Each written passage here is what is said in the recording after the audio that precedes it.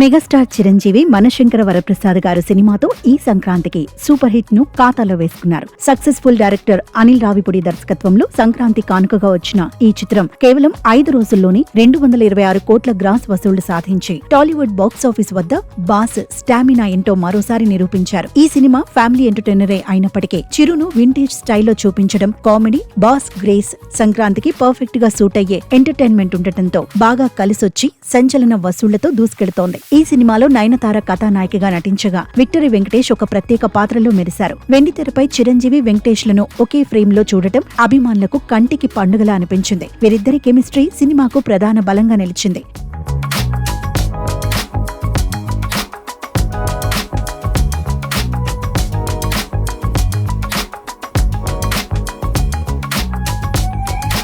ఇక ఈ సినిమాలో చిరు తన 70 ఏళ్ల వయసులో కూడా కుర్ర హీరోలకు పోటీ ఇచ్చేలా వేసిన స్టెప్పులు ప్రేక్షకులను మంత్రముగ్ధులను చేశాయి. ముఖ్యంగా సినిమా విడుదలకు ముందే ట్రెండ్ అయిన హుక్ స్టెప్ థియేటర్లలో ఈలలు వేయించింది. అయితే ఈ స్టెప్ వెనుక ఒక ఆసక్తికరమైన కథ ఉందన్న విషయం తాజాగా బయటపడింది.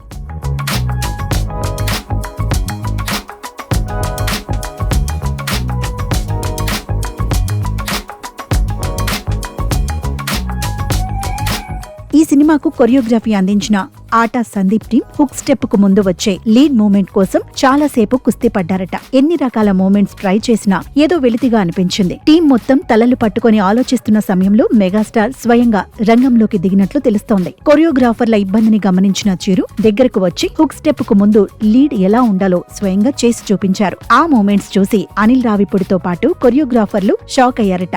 ఆశ్చర్యకరమైన విషయం ఏమిటంటే దీనికోసం చిరు ఎలాంటి రిహర్సల్ చేయలేదట. అప్పటికప్పుడు తన మనసుకు తోచిన స్టెప్లను ఆయన చేయగా దర్శకుడు వెంటనే దాన్ని ఫిక్స్ చేశారు. అది కూడా కేవలం సింగిల్ టేక్ లో ఓకే అయిపోయింది. ఈ విషయాన్ని చిరంజీవి స్వయంగా ఒక ఇంటర్వ్యూలో వెల్లడించారు. డాన్స్ పట్ల ఆయనకున్న అంకిత భావం చూసి నెటిజన్లో అందుకే ఆయన మెగాస్టార్ అంటూ ప్రశంసలు కురిపిస్తున్నారు. వింటేజ్ చిరు కామెడీ, బాస్ గ్రేస్ అన్ని కుదరటంతో మనశంకర వరప్రసాద్ గారు బాక్సాఫీస్ వద్ద మరిన్ని రికార్డులు సృష్టించడం ఖాయంగా కనిపిస్తోంది.